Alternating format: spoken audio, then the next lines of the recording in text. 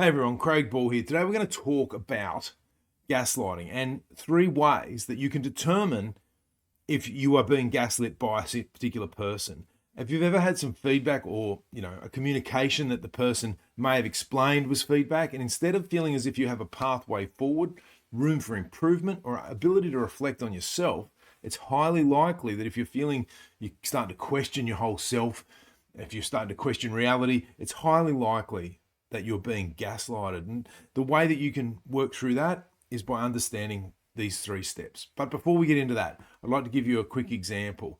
One of my clients, Sophie, was giving a presentation on the quarterly results to her team, and a manager came up afterwards and said, "You were arrogant. Everyone noticed." Now, despite the fact that that sounds a little bit bitchy, okay, it's missing a number of key elements, but it did make her question herself and make her start to ask some serious questions that, to be perfectly honest, she didn't need to worry too much about. Was I wrong? Was I arrogant? And starting to second guess yourself. And that's what gaslighters try to do. They try to manipulate or control people. Now, the manager gaslighting, the motivations for these sorts of things, she might be a great presenter. And that manager, despite being her manager, and yeah, that makes him potentially look good depending on how he wants to look at it, he might feel jealous of her ability, or he might be nervous about presenting. So you just don't know where this stuff comes from. Often it comes from them being gaslit in the past. So here's 3 ways you can break it down. The first one is specificity. Now let's look at what Sophie's manager said. "You came across as arrogant, everybody noticed." Okay, that's not specific. So if you want to break through this one, ask, "Can you please give me an example of something that I said, or my delivery approach, even my tone, and how it might have come across, so that I can learn from that." So the key to getting around being very specific or vague is to ask for an example. Okay, now they might be able to give an example, or they might just avoid the question altogether. Intention and delivery, okay, the way that it's explained might sound a little bit putting it on you.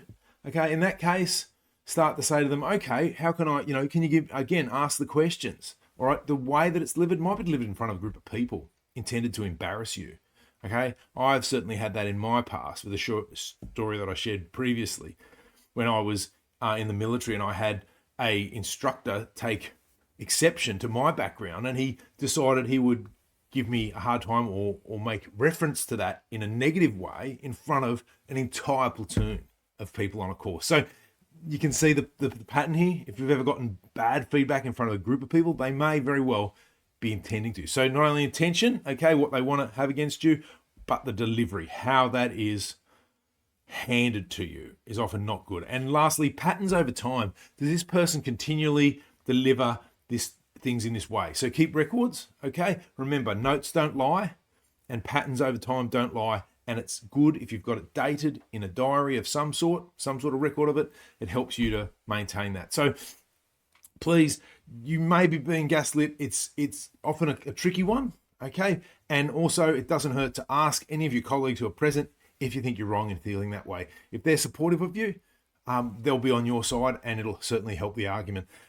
Please share below if you've had any examples of gaslighting. Better still, follow for more mental health and resilience in the workplace.